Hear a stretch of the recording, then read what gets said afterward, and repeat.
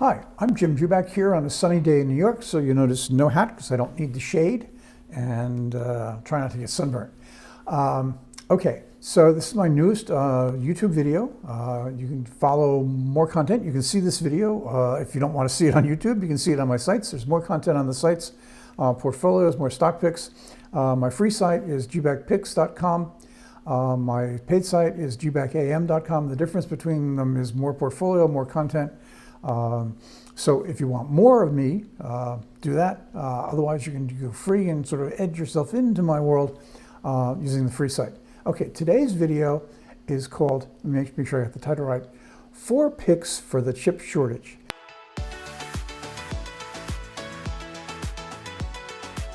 You may not have noticed, but there's a chip shortage. And the place that is showing up right now is sort of at the low end of the chip totem pole. The low end of the chip totem pole are car makers.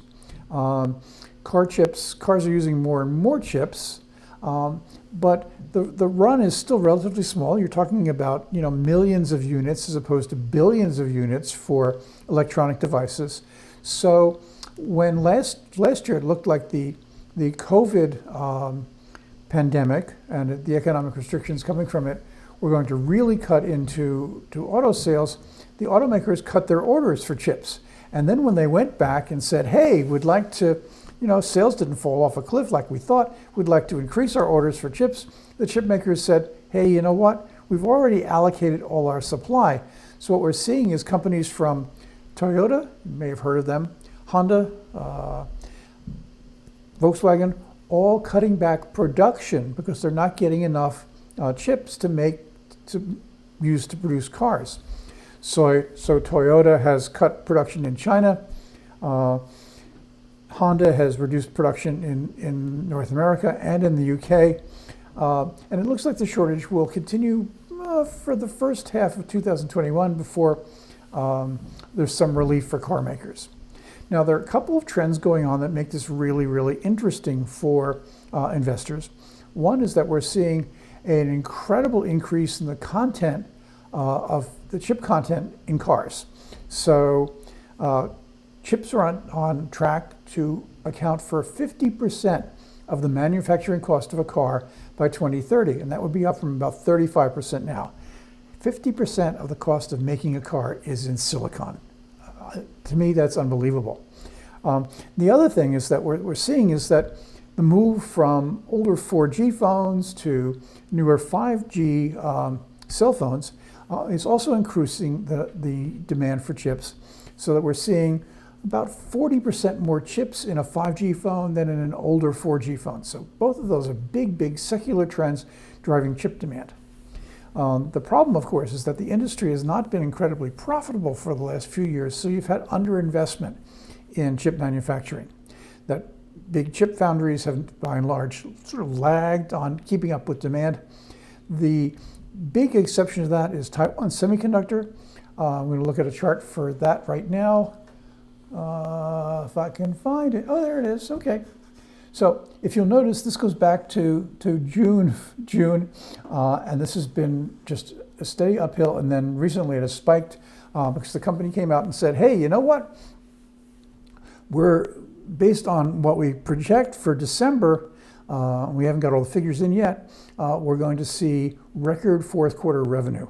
And Taiwan Semiconductor has become the go-to manufacturer for everybody's chips, including Intel's. So when demand goes up in iPhones or for car chips, it all goes through to Taiwan Semiconductor. Taiwan Semiconductor has got so much of the market, so much cash flow, that it's actually able to invest in a lot of machines to increase production. And one recipient of that investment across the industry is a company called, which I'm looking for, Applied Materials. AMAT is the symbol. You'll notice again that this has been a relatively not terribly trending first part of the last year, but recently it started to take off, and the reason it's taken off is that people are saying, hey, this company which makes the equipment to make chips is going to see a lot of orders coming in, and this is going to produce a big surge in revenue And we're going to see a lot of this, and this will be going forward because it takes a while to produce these orders, to put the machines in place.